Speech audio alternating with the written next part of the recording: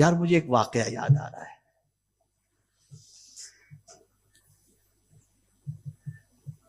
और शायद कि ये वाकया आपको बहुत झंझोड़ दे।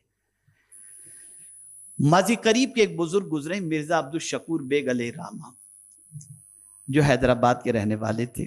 बड़े जबरदस्त आशिक रसूल थे और हम पर बड़ी शफकत फरमाते थे। एक रोज मैंने उनसे अर्ज किया कि हुजूर कुछ मदीने की बातें सुनाएं।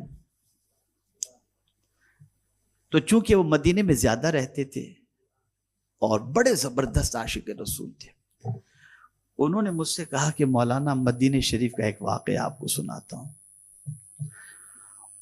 उन्होंने फरमाया कि मेरी आदत मेरे एक दोस्त की दुकान पर कुछ देर बैठने की थी।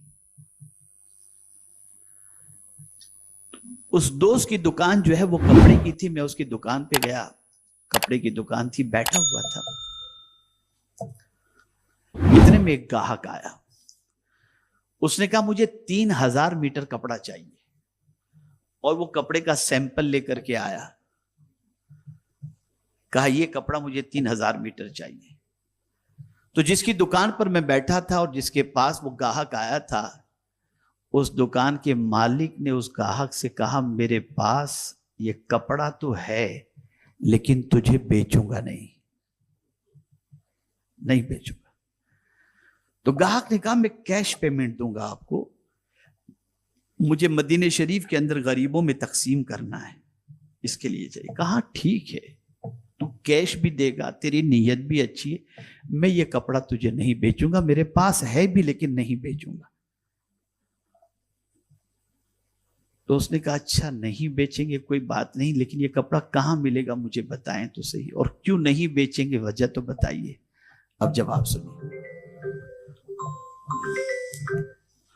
उसने कहा, उस कारोबारी शख्स ने, कि देखो जो कपड़ा तुमको चाहिए ना, ये सामने मुस्लिम भाई की दुकान है, ये कपड़ा उसके पास मौजूद है, और जितना तुम्हें चाहिए उतना मिल भी जाएगा।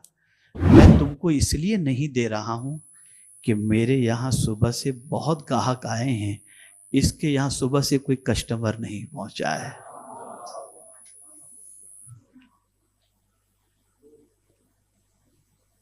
मुझे बताइए ये सोच है हमारी, ये मेंटेलिटी है हमारी?